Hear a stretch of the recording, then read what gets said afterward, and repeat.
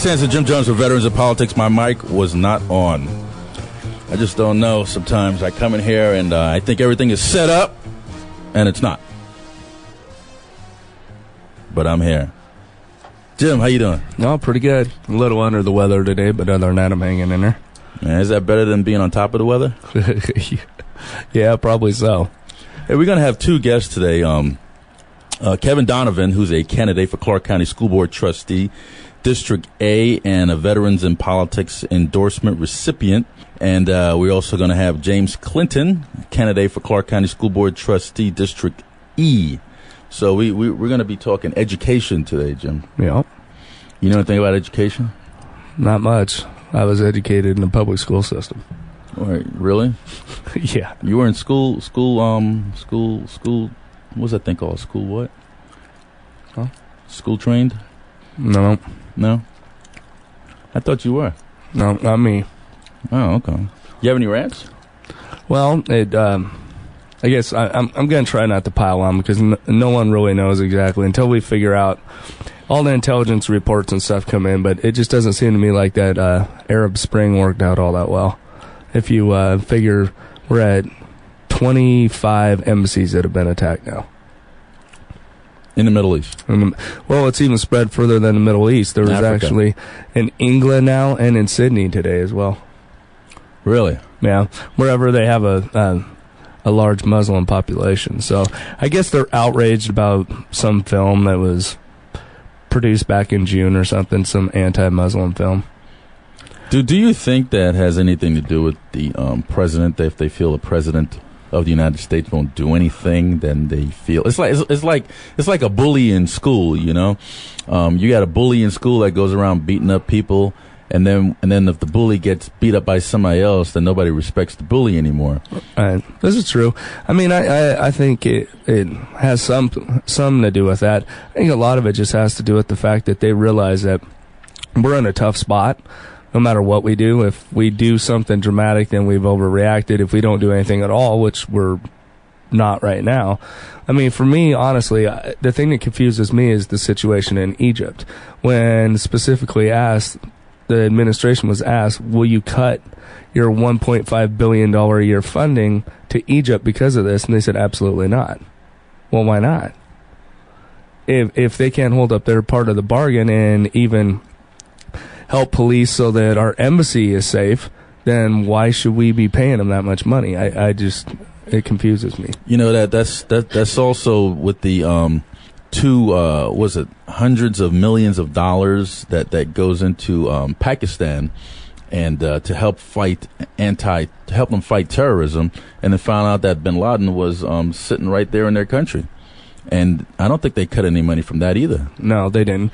And, you know, that's one of the ways that you can, I think, really make some impact there. That a lot of people ask, why were we even giving that much money to Egypt in the beginning? Well, when the former leader that's now deposed was there, one of the reasons why we were giving them that much money is because they were keeping the Egyptian people from invading Israel.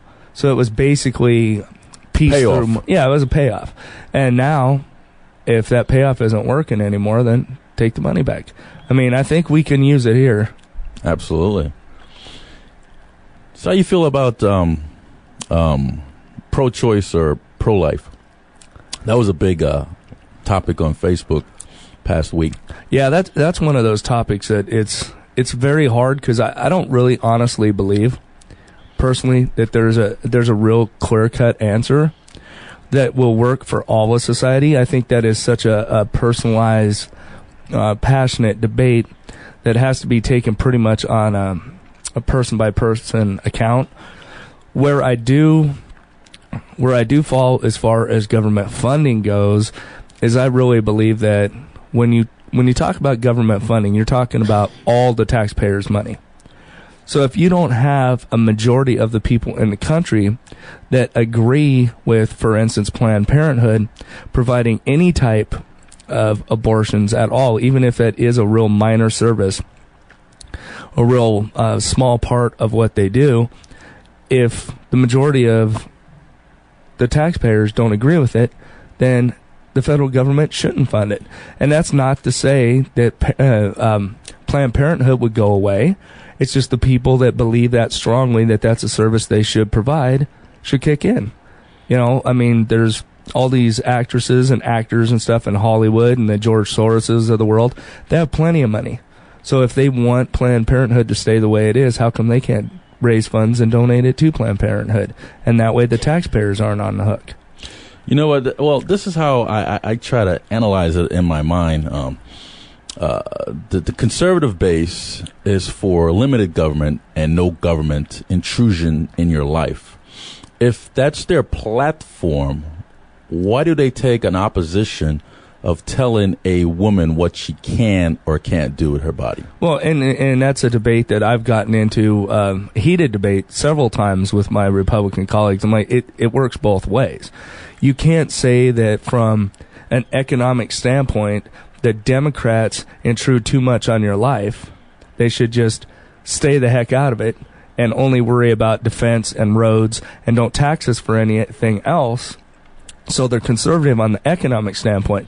Now, on the social standpoint, now it's okay for you to legislate morality. Mm-hmm.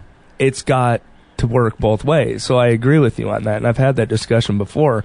If you want the government to stay the hell out of stuff, it needs to stay the hell out of Period. stuff. You can't pick and choose. And I think that is where you get the huge faction that you have here in the state of Nevada with the Ron Paul people, because that's the position Ron Paul supporters take. I mean, we both know Carl Bunce, and I've sat down to talk with Carl several times, and that's his position. If we don't want the government involved, then we don't want them involved. We can't pick and choose where we want them involved. Exactly. So, I mean, I agree with you, Steve. I think that is a huge problem in the Republican Party with the base, and I've had it explained to me one way by a friend of mine, Tim Williams. Now, Tim Williams, he is, and I don't want to put words in his mouth, but he said things similar to me this before, and I would consider him to be somewhat of an evangelical Christian, and they're typically the ones that want government to get more involved with the social stuff, like you were talking about. And their take is that if government doesn't step in and legislate some type of morality, if it goes against God's word, then the country itself will be punished because the government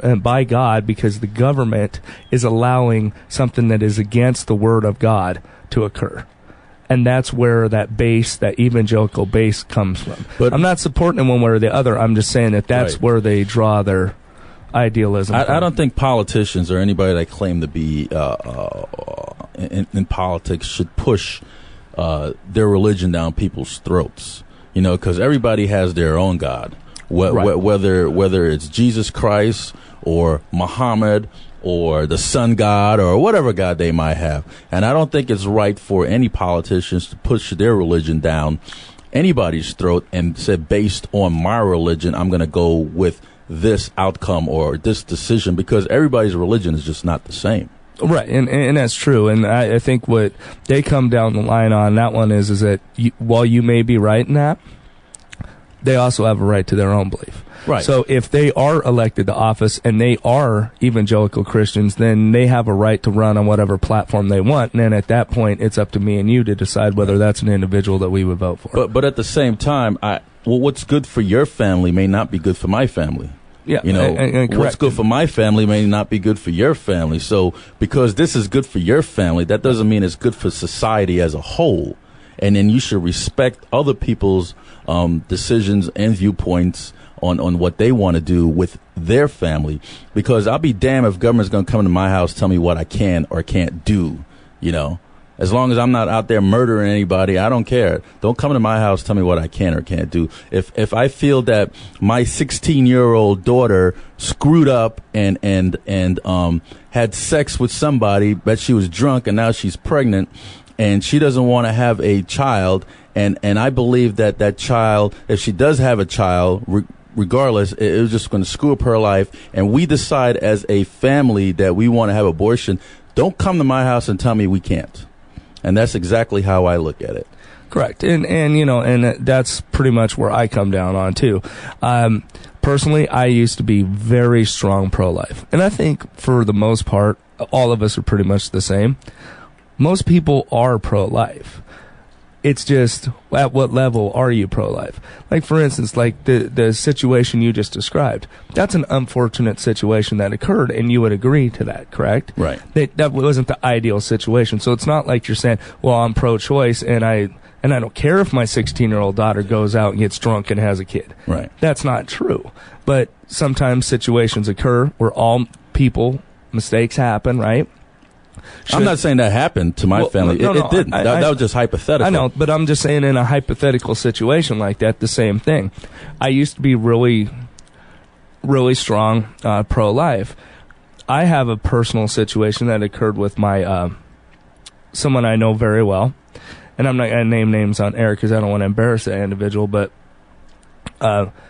it basically did come down to the woman was either abort or the woman was going to die.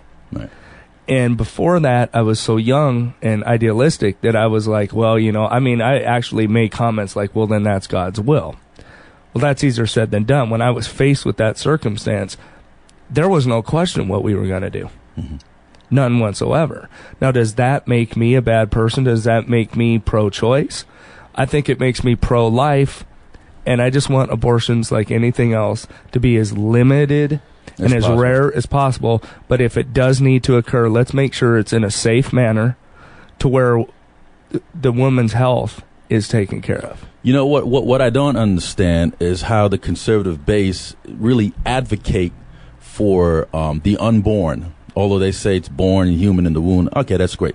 Now, why don't they advocate with the same intensity to all these starving kids that are already born, to all these kids that are already born with birth defects, to all these kids that are already born in poverty? Why don't they take that same intensity and go help the ones that are already living and that's not in the womb?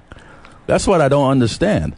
But so I'm sure that I can't name it off the top of my head, but I'm sure someone from the conservative base. I'm not so sure that they don't, though. Not with the intensity they do with the about making abortion illegal. Yeah. Well, for me personally, I think that the whole abortion debate was settled. Roe versus Wade. And I think it's just unfortunate that we keep bringing it up. And the reason why is because Mitt Romney said that he wanted to make abortion illegal. Although I don't see how he could do it with the House and the Senate. But the fact of the matter is he brought that up in a public forum, makes people want to talk about it. Now, what happened if he does get the votes to overturn it, let's say? Or what happened if he takes all this time, taxpayers' time to bring up this issue when he could be taking that same time to do something else that he can make a difference with? And it's interesting you brought that up because one of the guys that the Republicans were really pushing to run for president was Mitch Daniels. And he's the governor of Indiana. And his statement was, we are in, this was a Republican, he was actually recruited by Bush. The Bush family really wanted him to run. He said that with the economic times that we're in right now, we as Republicans need to put our social differences aside. And let's focus on fixing the economy. Exactly. So I'm not so sure why now Romney would bring that up now that he is the nominee. I mean, I could probably give him a pass if he was trying to play for his base to win. He's trying to play for his base because he's LDS. But I don't know. I mean, I just think that we just need to get past that whole debate. It's already been settled. And then it's a state's issue after that point. That's like trying to overturn the civil rights movement or the women's liberation movement. Well, leave it alone. Move on, Yeah, exactly. It is what it is. All right, this is Steve Sanson, Jim Jonas. Don't go away, folks. We're going to be back momentarily with James Clinton, candidate for Clark County School Board Trustee, District E.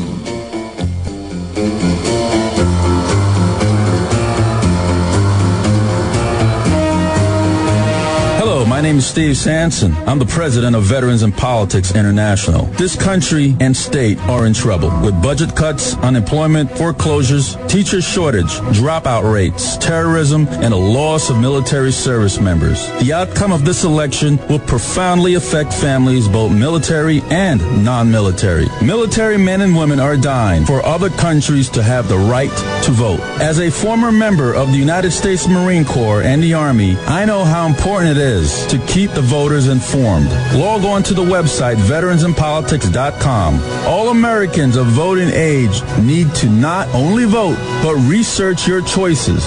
The Veterans in Politics organization has taken a proactive approach to supporting candidates who will have the courage to protect all of our freedoms and our Constitution. Visit our website at veteransinpolitics.com. Don't just talk about who you support. Research your choices and vote.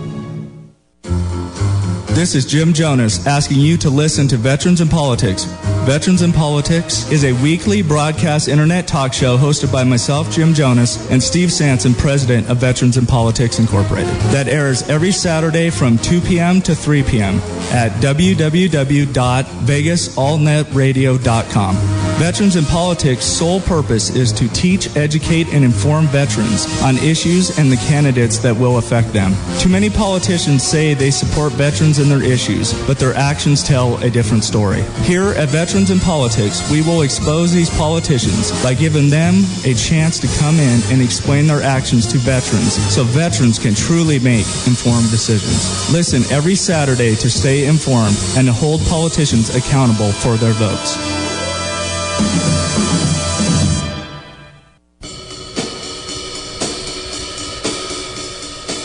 Well, we're back. This is Steve Sanson in Politics. We also have another Jim Jonas. Yeah. We have Jim Clinton, candidate for Clark County School Board Trustee, District Number E. Jim, how you doing today? Good. How are you doing? Doing very good. Could you give us a bio about yourself? Sure. Currently, I run a consulting company, primarily with nonprofits, working with them in their fiscal management, 9990 compliance, 133 audits. I'm also acting CFO for a local company. Been here in Vegas for about 17 years. Oh, that's the same time I came. I came November 95. Yeah, we were here October. Yeah, fantastic time. Lived in the same house for 16 years. Built it up in Summerlin, and love that area. I'm very privileged to be able to be a part of that community. What else would you like to know? What is it? A quick bio. It's a very quick bio, yes. Well, that's good. Well, why do you want to be a school board trustee? The pay's not great. It's not about the pay. Well, what are you trying to... Well, a lot of politicians say it's not about the pay, but really, some of them, it's about the pay. Oh, absolutely. There's a lot of politicians out there for the paycheck and benefits. No. It's about the kids. I've got 3 kids in the school system. I see how they're being treated. I see, like... What age? I've got a 14-year-old, got an 11-year-old, and a 7-year-old. Oh, so you're all over the board in the school system then, okay. So I've got... 1 in the elementary school and 2 in the middle school. All 3 of them are in the public system. It's a vested interest in how well they're being taught, along with every other child across this valley.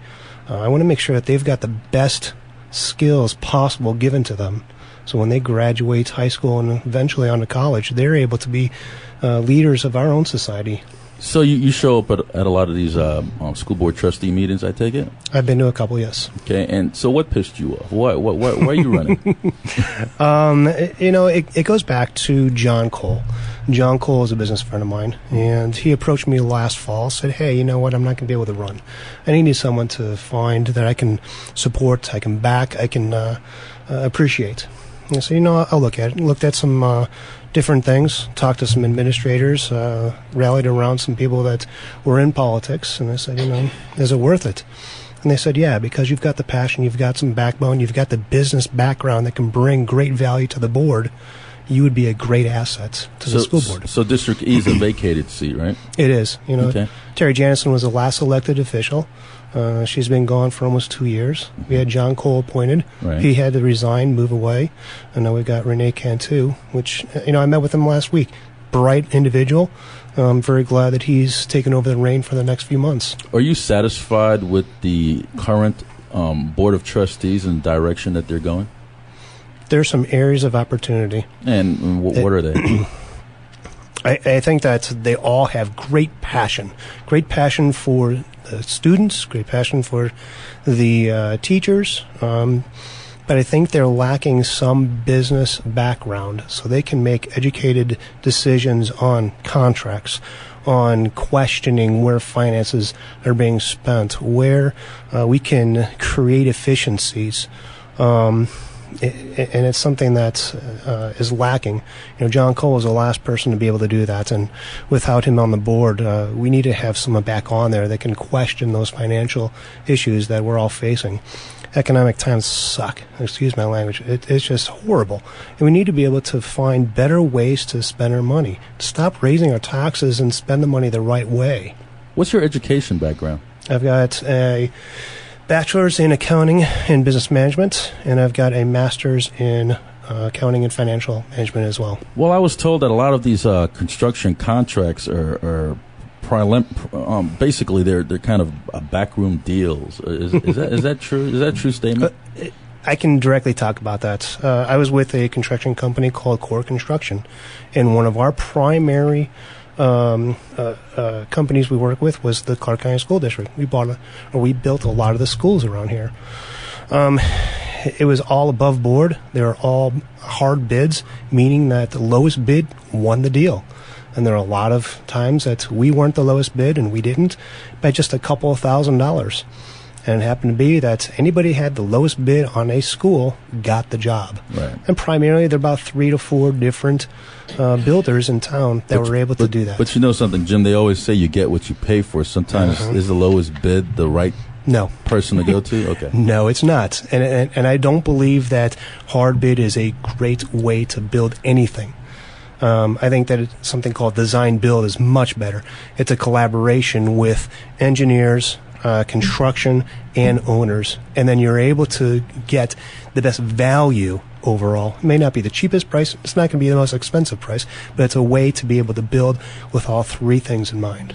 Well, Jim, one of the things that was brought to my attention back when I was running for the assembly is that one of the reasons why you don't have as much maybe competition for these contracts as you would in other areas is just because there's so much government restriction on how schools are built that there's only a handful or so of construction companies that could actually do the job according to the specific government specifications. How true is that, or is that just an excuse by somebody who didn't get a bid? I wasn't in that deep with the construction piece, but I would say predominantly yes. There were only a handful of us that could do the job and met criteria. A lot of it was bonding. A lot of it was restrictions on what we had to do with our labor force. And there were only a few of us in the market that were able to do it early on. And we were all living off the 98 bond when they put that together. And that lasted, it was expected for 10 years. It lasted, 12, almost 13 years. So, towards the end, during the good times, all of us got fat. Yeah. Absolutely. The construction companies were taking a nice profit. But towards the end, we were building an elementary school for $18 million, which at the time was going for about $20 to $22 million. So there are ways that we cut some of our fat just to make stuff happen. The school district main category is education, right? Mm-hmm. Do you think that these categories should be contracted out, like transportation? They're in the transportation business. They're also in the policing business, and they're also in the restaurant business, like the school cafeteria and all that. Do you think those 3 categories, transportation, policing, and restaurant business, should be contracted out for bid, and the school district just worry about educating their kids? Back prior to the primary, I did the roundtable panel discussion with you guys to get endorsed, and that was one of the things that came up. I look at a school district, not just Clark County, but any school district across this country, and the sole primary reason we have a school district is to teach our kids and to be the best teachers we can be. So I question why we're in transportation, why we're in landscaping, why we're in half of those things that are support mechanisms, and why not look at ways to outsource those positions get better reaction times, better quality, and a lot of times there's going to be a cheaper rate as well. So yes, I'm an advocate of looking at other avenues that are not directly affecting our students in the classroom. Well, what would you, okay, I'm just playing devil's advocate. What would you say to somebody who addresses that back to you with, the policing, the restaurant, landscaping, transportation, that all has to do with the educational environment as well, and is important. It's just as important to the education of the kids because it creates an environment, and government is better equipped to be able to control those things instead of having to spend so much time or create even more overhead on worrying about controlling all the different, if they were to outsource it, all the different companies that would be involved with the outsourcing process. I'd ask why a school district or a government would be the best purveyor for food service, best purveyor for landscaping. I don't see why a school district should be the best or have the best governance of any one of those support mechanisms. You've got to be able to look at any one of the subcontractors in this valley that are primarily focused on one of those support roles. They are built around that specialization. They can achieve different efficiencies that a global unit like a Clark County School District would be able to manage. Okay. And then, another thing I wanted to bring up. This is kind of and this is changing directions, but I just wanted to pick your brain on something that's happening on a national level or outside of Las Vegas. What do you think about teacher strikes? I mean, what's going on right now in Chicago? And just more in depth, do you know roughly about how much it costs the Clark County School District for a brand new teacher, say a first-year teacher, okay, bachelor's degree, we're not going to get in if they have, continuing education credits or anything like that, how much it actually costs them? Because one of the things that I got into a lot of debate about when I ran for the assembly is, yeah, teachers don't make enough money, and that's the constant thing we hear. But if you break down all their health benefits, their retirement benefits, do you know roughly about how much it's costing the Clark County School District a year? I don't know. I didn't look at that yet. Because I think that's one of the things that people don't like, their health benefits. Mm-hmm. Like if you're a female and you get pregnant, you will pay nothing to have that child. Yeah, PERS, throw that in there. There's a lot of great benefits. There's a lot of things. And I just thought it was kind of ironic that now Rob Emanuel has to deal with unions in Chicago striking. I just think that's hilarious. Because even in Chicago, they broke it down to the average teacher takes home $74,000 a year, which is higher than the median income in Chicago. Does that include all their burden, all their benefits? That's just straight salary.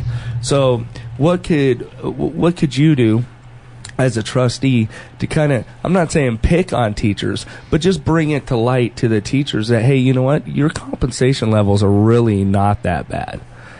And that, one of the things that's always kind of bugged me is, why did you get into education? And do you realize how much of an impact you can have on someone's life? Isn't that more important than the money?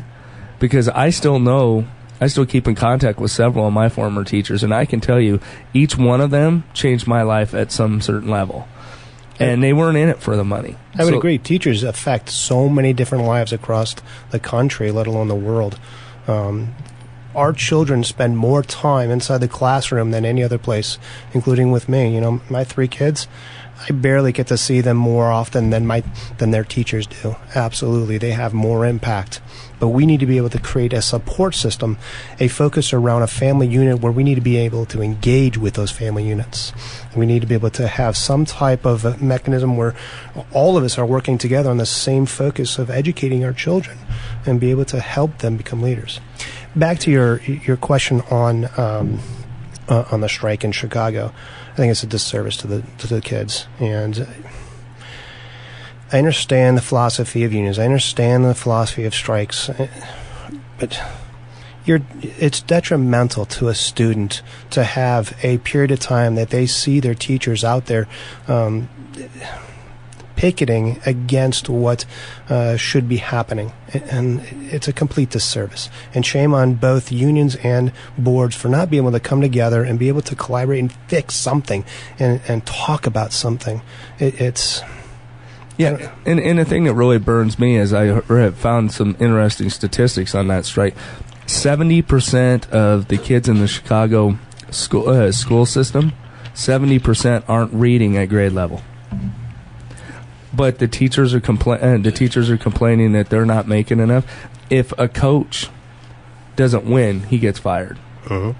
So that's just something I've always... In the business world, I bring a business background and business mentality where in the business world, there's 3 strikes and you're out typically. An employee gets terminated a lot quicker in the private industry than in the public industry. And I think there's got to be some type of performance evaluation that we're able to judge any one of our public figures. And specifically for me, it's the Clark County School District teachers and all the support staff. How can we make sure that we've got the best people in place if there's not some type of measurement for them and be able to coach and mentor them through some of the areas of opportunity? Yeah, there's not going to be great teachers all the time or poor teachers all the time, but we need to be able to embrace the idea that we can make them better, help them become better through some type of mentorship, peer coaching, some type of training. I'm not an advocate of eliminating people, but hold these people accountable. Right. Do you think that the trustee meetings should be televised like the city council meetings? I have no problem with that. I understand it's on the internet. I actually have an advisor on my team that she watches on the internet every single... So it's on the internet. Mm-hmm. Why can't we get it on the county channel 4? I couldn't tell you. Like we have the redevelopment meetings on the county channel 4. you would think... I think that it should be. You would think a trustee meeting that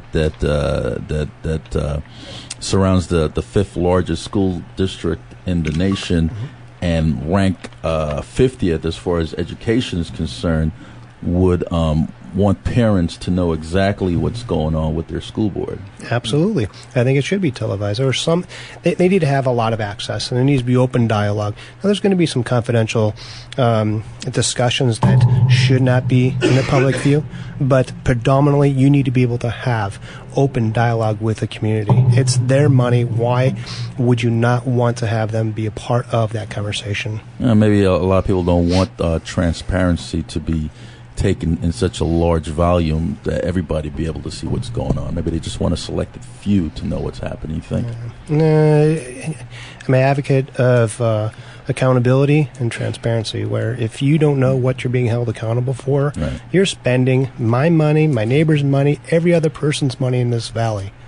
They should have a say and understand where that money is going to or what policies and practices are being performed. Well, Jim, thank you so much for coming on the show. Thank you. Could you give us your web address? Or absolutely. Okay. www.jimclinton.com. And phone number?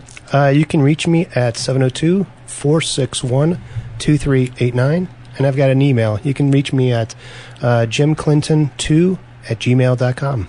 Folks, that's Jim Clinton, candidate for Clark County School Board Trustee, District Letter E. This is Steve Sampson, Jim Jonas, but don't go away. We're going to have Kevinn Donovan. Oh, my God, I can't even speak. Candidate for Clark County School Board Trustee, District A, and the Veterans in Politics endorsement recipient. We'll be right back, folks.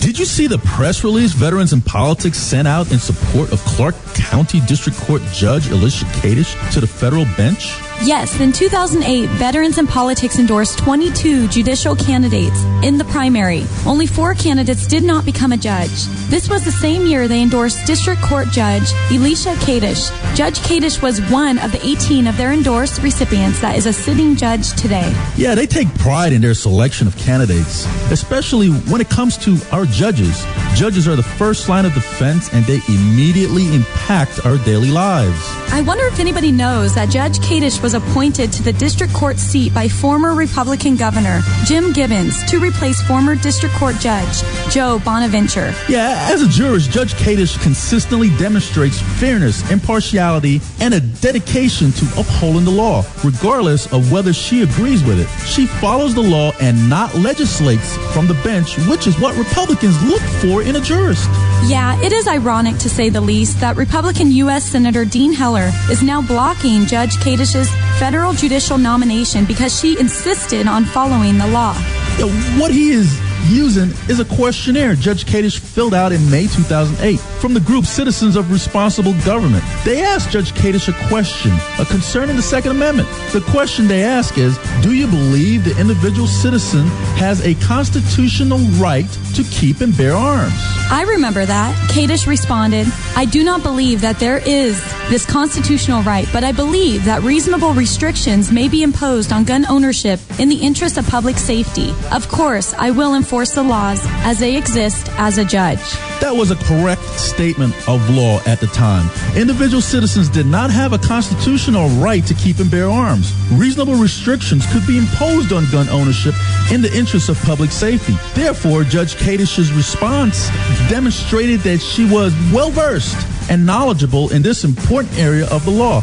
Moreover, she indicated she would enforce the law as they exist. In other words, Judge Kadish not only understood the law, but affirmed she would apply it regardless of her personal opinion. Yeah, later the law changed. In District of Columbia versus Heller and McDonald versus City of Chicago, the United States Supreme Court held that the Second Amendment protects an individual right to possess firearms and that this right is fundamental and fully applicable to the states through incorporation in the 14th Amendment. I remember that. After the Heller and McDonald decisions, Judge Kadish again confirmed that she would be bound by the law, not a personal opinion, and as such, if asked the same question today, she would respond, I believe that there is a constitutional right for individuals to keep and bear arms, and I would make clear that I would faithfully apply the binding precedent on the issue starting with the Heller and McDonald decision.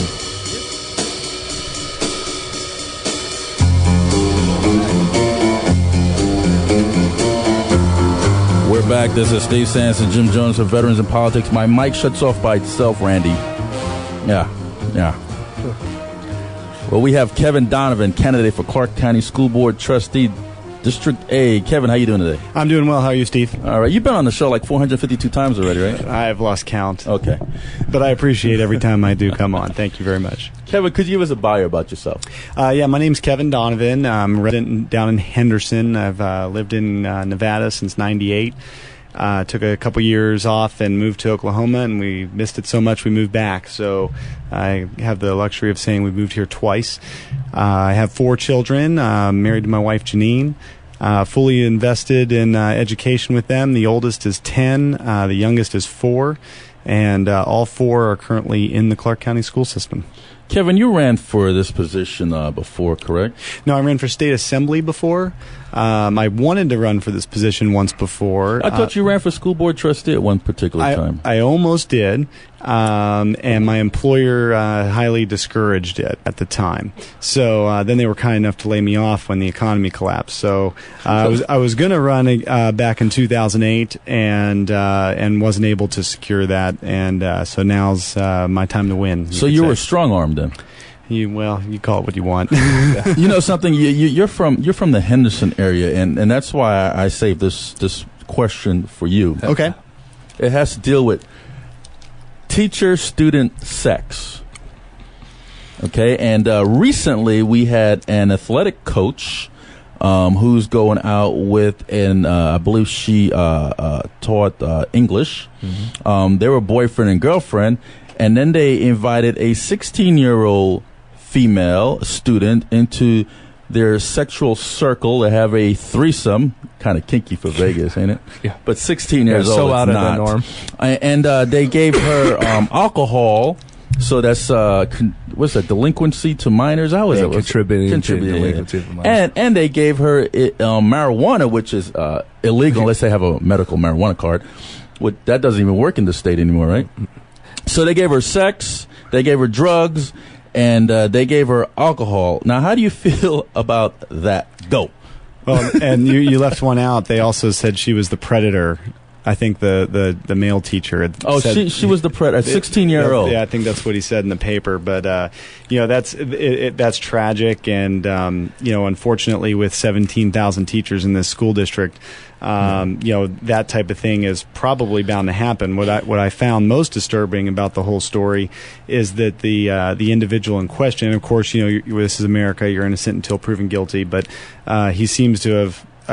He already said it. He's calling her a predator. Yeah, he's kind of copying up that he's done this. So, but it sounds like, according to some of the backup and data that's been publicized, that he's been caught before or at some level before. And he was transferred. And I think that's one of the biggest problems that we have within our district. It's in hindsight's 2020. It's a lot easier to look backwards and go, shoulda, woulda, coulda, right after it's already happened. But really, I mean, take NCAA athletics. I mean, I was a collegiate runner. I can remember walking into the cafeteria and there'd be a number hanging on the wall, and if that was the last digit of your Social Security number, you had to go get drug tested. So it sounds like these two had partaken in drugs and alcohol and all these kinds of things. And why aren't we maybe doing some random drug testing of our teachers and not just the teachers, the support staff? You talked about that in your earlier segment. And why aren't we knowing more about the people that are in touch with our children? I mean, child predators hang out at schools. That's why they're child predators. So, there's probably a little bit more proactive stuff that we could be doing to maybe either discourage it or hopefully eliminate it from happening. How about psyche testing? Is that part of the application packet to become a teacher? I'm not entirely familiar with the application packet to become a teacher, but I doubt it has a psychiatric evaluation. I know like Metro puts police officers through that type of testing, and I don't know. I can't speak to how much that costs or how effective that comes out on the back end. Mm-hmm. But it certainly brings up the conversation of should we be understanding who's in the classroom with our children a little more? Exactly. I mean, I think polygraphing is essential as well. And people say, well, that's where's the money coming from? Where's the money coming from? So okay, so let's think about where the money coming from and just put our children around a potential predator. That's a lot better, huh? Yeah, exactly. Yeah, when again, hindsight 2020, right? Before it happens, it's like, the cost. Right. And after something like that happens, I mean, imagine if that was your child. If it was one of my children, I wouldn't know what I would be doing right now.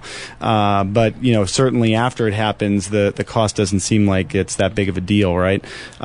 So it's and that's one of those things that as a board, I like to say that the school board needs to be having more conversations with its community. They do need to be more open and transparent. I think you mentioned in your earlier segment, you talked about publicizing or televising the school board meetings. They are on the internet. But a lot of people can't afford a computer.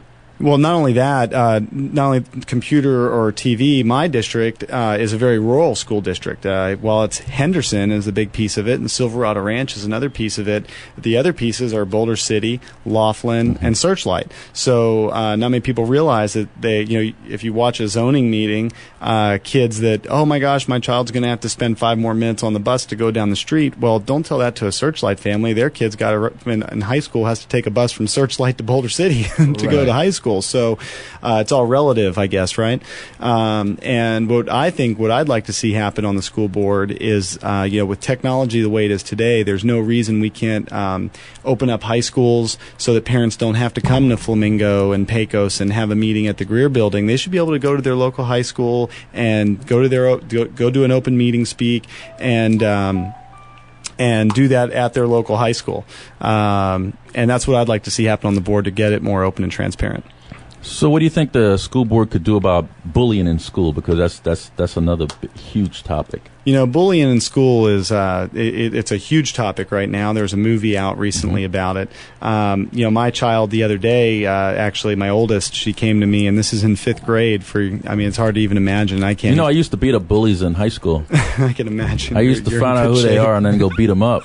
I go bully the bullies. Yeah, yeah. I pushed a bully once, and then he punched me in the face. So then, at least you stood up to him. I did stand up to him. Yeah, but no. One thing I can say about that is that, you know, like my child just the other day, she was in her bed and said, you know, Dad, I feel self-conscious because after school, to them it's all the classmates, but maybe it's 10 or 20, whip out an iPhone and they're texting, and my daughter, we haven't purchased them a cell phone or a texting phone or anything like that yet. So I mean, there's lots of peer pressures, there's lots of that type of thing that goes on in the public school system, and you know, it's hard to curb. A lot of it's parent involvement, some of it's taught by the parents, and I think, you know, education and pointing out the problem and communicating with the community is what solves it. Do you think that the Pledge of Allegiance should come back into the school? Remember how back in the day you stand up and you do the Pledge of Allegiance? Well, it's, you know, that's funny. I mean, of course it should. To me, of course it should. And you know something, Kevin, and just to add on to that, you know, and then we start taking religion out of the schools as well. And I don't know, to me, it's like every time you remove something that children could fall back on, and then they end up in the criminal element, and then we ask ourselves why. Because back in the day, it wasn't so much of the children getting in trouble in school. They go to school and get an education. And now that they're removing all these the being patriotic and they're removing religion, and a lot of these kids are falling into the criminal element. So I don't know. In my perspective, I think that if we go back to the way it was done back in the day, that a lot of these criminal stuff will probably disappear, maybe. Well, it's just kind of funny in sort of a context, because, you know, it is the political season right now, and I don't care if you're a Democrat or a Republican or an independent American or a libertarian or whatever your affiliate or no affiliation. Almost every event that I go to, they start off with the Pledge of Allegiance, whether it's Republican, and this is a nonpartisan race, so I've attended Republican events, too, and they have an invocation, and you know, it's both parties do it, and it's something that it's what our country was founded on. Do they do that at the school board trustee meetings? You know, because I don't remember seeing it. Well, they usually start at 4, and at board meetings I usually attend, I don't get off till 5, so I kind of usually swing in after that. It starts. I don't ever remember seeing the pledge or any kind of invocation at any school board trustee meeting. So what are we teaching our kids? If the school board won't even indulge in something like this, what are we saying to the kids? Yeah, I don't know. It's you know, to me, it's a lot more than just saying the Pledge of Allegiance. It's you know, there's discipline to kids. When I was in school, children were disciplined. I can remember I got in trouble in school, and my parents showed up and said, whatever he did wrong, if you say he did it wrong, then he'll take his punishment and move on and learn from it. And you know, we take that same proactive approach with our kids, and it seems to work with our children. Well, let's get back to the invocation and the Pledge of Allegiance. At least started out at the school board trustee meeting level. You think that we should bring it into that form? Well, I don't know if it's there or not. I can't speak to whether it's not there, but it should be. I've seen invocations at school board meetings every now and again. I believe I've seen those. I know I see them at the Henderson City Council meetings that I've attended, and maybe I'm mixing the two.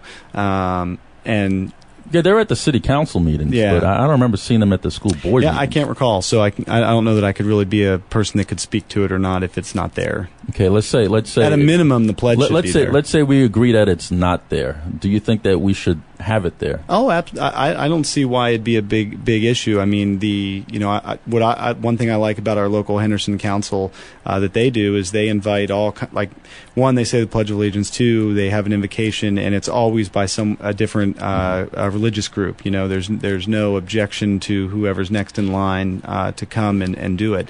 And I think it's, one of the biggest things we can do as a world or a society is to understand everybody a little bit better. We're not all the same, and to think that we are is a little naive. But it's one thing to let everybody in. It is America, and let's understand where we all came from a little bit. And at the end of the day, we say the pledge because we're all Americans. This is American. Funny you bring that up. That leads me to my other question. having so much of material translated into the Spanish language, do you think that we should take so much of our resources and money and do that, but just leave everything in English and force people to learn English? You know, I have a little different approach. One of the things I think is, especially with our community where we do have so many Latino and English as a second language students here, rather than force it to go one way or the other way, or do ESL, we have I look at the Clark County School District as having an opportunity to be a leader in the United States and teach everyone both languages. Why can't we produce children that are bilingual? You know that I'm sorry to cut you off, Kevin, but you talk about making us a leader in both languages. Hell, we're in last place in education. At least why don't we start with that? No, we are, and I think a lot of that is it takes new and bold ideas, and they have to come from people like myself, I think, that aren't part of the system. I'm not really supported by either party. There's no special interests really that are backing my campaign. My campaign is backed by friends, family, fellow parents with kids. Those are the people that are supporting my campaign. That's where I raise my money from, and they want change, and they know I can bring it. Yeah, and let me just say this: we have interviewed so many candidates for school board trustee and actual school board trustee members, going back to years, and we've been in last place every single year. What is it that the school board is not doing, and what is it that they keep doing wrong? Because basically, they keep doing the same thing wrong if we keep ending up being in last place. They're not doing anything right to move us the numbers down a little bit, maybe in 38th place, right, or in 22nd place. We're just still pushing the bus instead of leading that bus. Right. I think from my perspective, it's a how we spend the money. Some will argue that there's not enough money in this district. And others will argue the other side, and I say it's not how much money you have, but it's how you spend it. There's 17,000 teachers. You read the newspaper, they always say 17,000 teachers. In the Clark County School District, there's 300,000 kids. Do the math, it's roughly 17 kids per teacher, but I've yet to see a classroom that has that many, even that as an average in it. And so I think we've got to look at the numbers. We've got to look at where the money's going. And if you look, one of the top things on my priority list is to ensure that no more cuts occur in the classroom. You can't fund from the top down. You have to fund from the classroom up. You have to pay for the teacher, the lights for the school, the power for the school, the water for the school. And if there's money left over after the supplies and the equipment and the technology and everything that's there is needed, then we can start looking at another program or an administration or whatever other special projects may be outside of the classroom. When they do cuts, why is it that the teachers are the first to go? Why can't one of the administrators go? Why is it that the teachers are the first one to get cut? Well, if you read the paper, and unfortunately, because a lot of those negotiation meetings are done behind a closed door, we don't get to see those. The paper said, at least from what I recall, is that the administration agreed not to do a pay raise, the support staff agreed not to do a pay raise, and since the teachers didn't agree to not take a pay raise and they wanted their pay raise, then we're cutting your positions. It's your choice. That was how that went down. So it's more of taking a harder stance to the teachers union, so to speak. Right. You don't want to play, we're going to cut you. So that was that's what I read in the paper. Well, that's their fault then. And what do you think about FIFO? Good, bad? For teachers? Yeah. Like first in, first out? Yeah. You want to keep the most qualified teachers. I mean, that's really what as a community what we would want, and I think that's what we need to work towards. Okay. So what are you going to do differently? That's not being done. Well, I'm not going to be a rubber stamp. That's probably the biggest thing I can be. You're going to see a lot more questions once I'm elected to the board. We'll pull a lot more items off the agenda and have more public discussions about them before we just blanket to a consent agenda and wipe 80 items off the list in one vote of yes. So you're going to rock the boat a little bit then, huh? Well, we're just going to make sure that the money gets to the classroom and that these kids get educated. Okay. Could you give us your point of contact? www.kevin with two N's, Kevinn, Donovan, DONOVAN.com. So that's www.kevindonovan.com, and you can learn all kinds of stuff about me there. Kevin, thank you for coming on the program. Thanks for having me. That's Kevinn Donovan, candidate for Clark County School Board Trustee, District A, and Veterans in Politics has endorsed Mr. Donovan, so we are pushing for Mr. Donovan to get elected to School Board District A so we could have the money funneled down to the classroom, right? Right. This is Steve Sanson, Jim Jones for Veterans in Politics. Until next week. From the lakes of Minnesota to the hills. Views and opinions expressed on this program were those of the hosts and guests and did not necessarily reflect those of Vegas All Net Radio, its affiliates, or its parent company.